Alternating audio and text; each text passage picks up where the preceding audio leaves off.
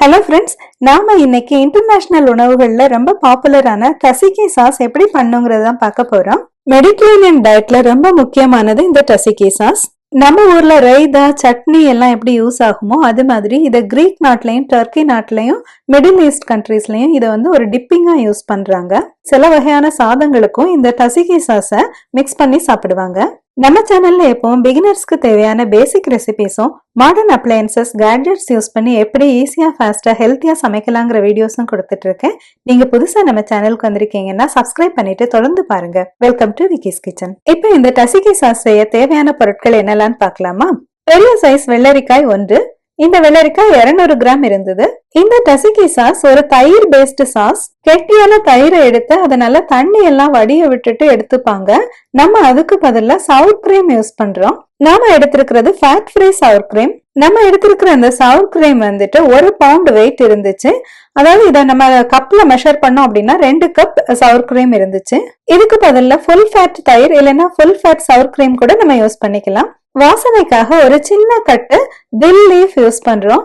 இந்த தில் லீஃப் நமக்கு கிடைக்கல அப்படின்னாலும் நம்ம மின்ட் லீஃப், அதாவது புதினா இலைகள் ஒரு சின்ன கைப்பிடி அளவு சேர்த்துக்கலாம். இது கூட ஒரு பாதி லெமன், ஒரு பல் பூண்டு எடுத்து வச்சுக்கிறோம். உப்பு தேவைக்கு. முதல்ல நம்ம வெள்ளரிக்காயோட டாப் அண்ட் பாட்டமை கட் பண்ணிட்டு அதோட தோல் எல்லாம் நம்ம ரிமூவ் பண்ணிக்குவோம். பிஞ்சு வெள்ளரிக்காயா இருந்துச்சுன்னா நம்ம தோலோட யூஸ் பண்ணிக்கலாம். நம்ம யூஸ் பண்ணிட்டு இருக்கிறது இந்த கறிக்கெல்லாம் யூஸ் பண்ணுவோம்ல, அந்த மாதிரி உள்ள கொஞ்சம் பெரிய வெள்ளரிக்காய் தான். என்ன இந்த வெள்ளரிக்காயில் உள்ள தண்ணி எல்லாம் நம்ம ரிமூவ் பண்ணிக்க போறோம். அதுக்காக நம்ம ஒரு கிளீனான கிளாத் இல்லைன்னா நல்ல பேப்பர் டவலை எடுத்து ஒரு பிளேட்ல விரிச்சிட்டு அது மேல இந்த வெள்ளரிக்காயை நம்ம இப்படி இந்த மாதிரி சீவி போட்டுக்கலாம். நம்ம இந்த கேரட் ஷ்ரெட்டரோட சின்ன பற்களை வச்சு இந்த மாதிரி சீவிக்கிறோம். நான் இந்த வீடியோல இந்த குக்கும்பரோட தண்ணீரை வடிச்சுக்கிறதுக்கு ஒரு பேப்பர் டவல் யூஸ் பண்றேன் இல்லையா, இதை விட நம்மளுக்கு ஒரு கிளாத் யூஸ் பண்றதுதான் நல்லது. நல்ல ஃப்ரெஷ்ஷா கிளீன் கிளாத் இருந்துச்சுன்னா அதுல வச்சு இந்த குக்கும்பரோட வாட்டரை நம்ம வடிச்சுக்கலாம்.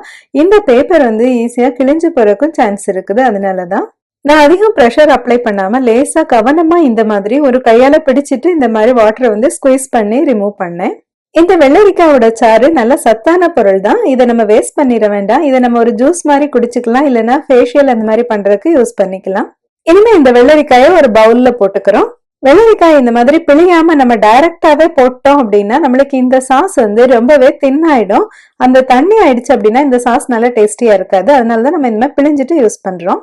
இனிமே நம்ம ஒரு பல் பூண்டு எடுத்து வச்சிருந்தோம்ல, அது இந்த கேரட் ஷ்ரெட்டர்ல உள்ள ஒரு சின்ன போர்ஷன் இருக்குல்ல, அந்த சின்ன சைஸ் பற்களை வச்சு நம்ம திருகி எடுத்துக்கணும். பூண்டு இப்ப நம்ம நல்லா ஃபைனா திருகிக்கிட்டோம்.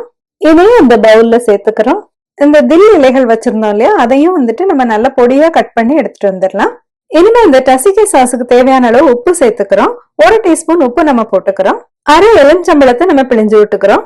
இனிமே இது கூட 2 கப் சவர் கிரீம் சேர்த்துக்கிறோம். இது எல்லாத்தையும் நல்லா ஒன்னா மிக்ஸ் பண்ணி எடுத்து வச்சுக்குவோம். நம்மளோட டசிகி சாஸ் ரெடி ஆயிடுச்சு. இந்த டசிகி சாஸ்ல நம்ம எலுமிச்சம்பழம் எல்லாம் சேர்த்திருக்கிறனால இது சீக்கிரமா கெட்டு போகாது. இதை நம்ம ப்ரிப்பேர் பண்ணி ஃப்ரிட்ஜ்ல வச்சிட்டோம் அப்படின்னா ஒரு 10 நாள் வரைக்கும் நம்ம இதை யூஸ் பண்ணிக்கலாம். ஒரு சிலர் இதுல பினிஷிங் டச்சா கொஞ்சமா எண்ணெய் சேர்ப்பாங்க. எண்ணெய் சேர்க்கணும்னாலும் சேர்த்துக்கலாம், இல்லைனாலும் இந்த சாஸ் ரொம்பவே டேஸ்டியா இருக்கும். இந்த டசிகி சாஸை நம்ம பீட்டா பிரெட்டுக்குள்ள வச்சுட்டு அது கூட வேற ஏதாவது ஸ்டஃபிங் வச்சுட்டு சாப்பிட்றதுக்கு யூஸ் பண்ணிக்கலாம். இல்ல அப்படின்னா நம்மளுக்கு பேக்டு சிக்கன், தந்தூரி சிக்கன் அந்த மாதிரி சிக்கன் வெரைட்டிஸை ஒரு டிப்பிங்கா இந்த சாஸை யூஸ் பண்ணிக்கலாம். என்ன ஃப்ரெண்ட்ஸ், எப்படி மெடிட்டரேனியன் டிஷ்ஷான இந்த டசிகி சாஸை சவுர் கிரீம்ல இருந்து பண்ணலாங்கிறத பார்த்தோமா? இந்த வீடியோ பிடிச்சிருந்துச்சுன்னா லைக் பண்ணுங்க, ஷேர் பண்ணுங்க.